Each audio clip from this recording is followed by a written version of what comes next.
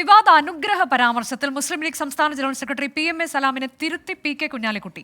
PMA സലാമിന്റേത് മുസ്ലിം ലീഗിന്റെ നിലപാടല്ല, ആരെയും അപഹസിക്കുന്നതല്ല party രീതിയെന്നും ദേശീയ ജനറൽ സെക്രട്ടറി PK കുഞ്ഞാലിക്കുട്ടി പറഞ്ഞു. അദ്ദേഹം പറഞ്ഞതിലേക്ക്. ഞാൻ ഇന്ന് രാവിലെ ബഹുമാനപ്പെട്ട സെയ്ദ് സാദിഖ് അലി ശിഹാബ് തങ്ങളുമായിട്ട് സംസാരിച്ചു. തങ്ങളും അത് അങ്ങനെ പറയാനാണ് പറഞ്ഞത്. തങ്ങന്മാരെന്ന് പറഞ്ഞാൽ എല്ലാവരും ബഹുമാനിക്കുന്നവർ, എല്ലാവരെയും സ്നേഹിക്കുന്നവർ, വലിയവനും ചെറിയവനും ഒന്നുമില്ല. അതുകൊണ്ട് അങ്ങനെ ഒരു പ്രസ്താവന തങ്ങന്മാരെ ഉൾപ്പെടുത്തി ചെയ്തതുകൊണ്ട് അത് സംശയത്തിന് ഇടവരാത്ത വിധം അത് നിഷേധിക്കുകയാണ്. ഇപ്പോൾ സമസ്തയിൽ നിന്ന് തന്നെ അത്തരം ഒരു പ്രസ്താവന വന്നു, മുക്കം വൈസിയുടേതായി. അതിനെതിരായി ജനരോഷം ഉണ്ടായി. അപ്പം അങ്ങനെ ആ ജനരോഷം കണ്ടു നിൽക്കുന്ന ഞങ്ങൾ ഇത്തരം ഒരു സ്റ്റേറ്റ്മെൻറ്റ് വന്നാൽ അതിനെ കാണേണ്ടത് അതേ രീതിയിലാണ്. അതുകൊണ്ട് അപഹസിക്കലും മറ്റു കാര്യങ്ങളൊന്നും ഞങ്ങളുടെ രീതിയല്ല, അത് ഞങ്ങൾ ഓൺ ചെയ്യുന്നുമില്ല.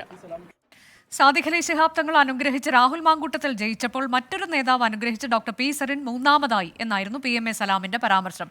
ജിഫ്രി മുത്തുക്കോയ തങ്ങളെ PMA സലാം അധിക്ഷേപിച്ചെന്നാരോപിച്ച് സമസ്ത യുവജന വിദ്യാർത്ഥി സംഘടനകൾ രംഗത്തെത്തിയിരുന്നു. സമീർ ബിൻ കരീം വിശദാംശങ്ങളുമായി. സമീർ, ഈ പരാമർശം അത് പിന്നീട് വലിയ വിവാദമായി മാറുന്നു. സമസ്തയിൽ നിന്നുൾപ്പെടെ അതിൻ്റെ വിമർശനങ്ങൾ ഉയർന്ന് നമ്മൾ കേട്ടതാണ്. അപ്പോഴാണ് PK കുഞ്ഞാലിക്കുട്ടിക്ക് രംഗത്തേക്ക് ഇറങ്ങേണ്ടി വന്നതും.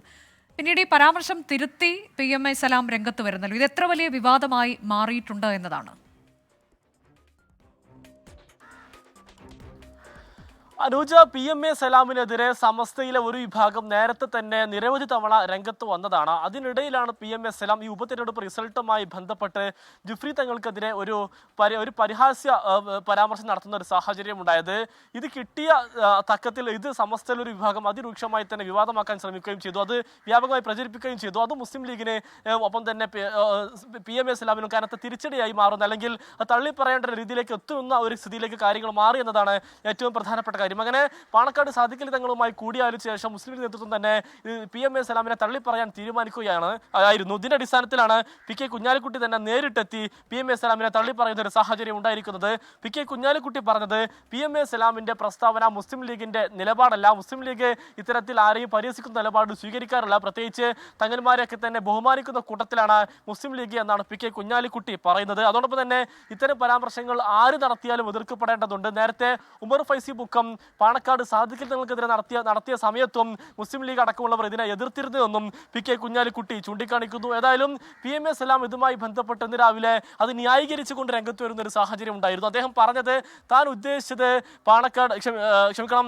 ജിഫ്രി മുത്തുക്കോയ തങ്ങളെയല്ല, മറിച്ച് മുഖ്യമന്ത്രിയാണ് എന്നൊക്കെ തന്നെ PMA സലാം പറഞ്ഞു നിൽക്കാൻ ശ്രമിച്ചെങ്കിലും അത് വിമർശനം അടുത്തതോടുകൂടി, പ്രത്യേകിച്ച് ജിഫ്രി തങ്ങൾക്കെതിരെ ആയ ഒരു സാഹചര്യത്തിൽ കൂടി മുസ്ലിം ലീഗ് തന്നെ അതിനെ എതിർക്കാൻ തീരുമാനിക്കുകയായിരുന്നു. പ്രത്യേകിച്ച് കഴിഞ്ഞ തിരഞ്ഞെടുപ്പ് സമയത്തൊക്കെ തന്നെ ഈ സുപ്രഭാത പത്രത്തിൽ LDFന്റെ പരസ്യം വരുന്ന ഒരു സാഹചര്യം ഉണ്ടായിരുന്നു.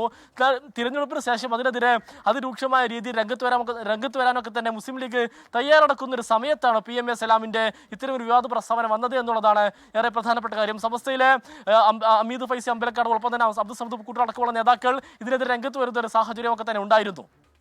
ശരി, അതാണ് PMA സലാമിന്റെ നിലപാട് തള്ളിക്കൊണ്ടാണ് PK കുഞ്ഞാലിക്കുട്ടി എത്തുന്നത്. അപഹസിക്കുന്നതൊന്നും ലീഗിന്റെ രീതിയല്ല എന്ന് പറഞ്ഞുകൊണ്ടാണ് നിലപാടിനെ തള്ളിയത്.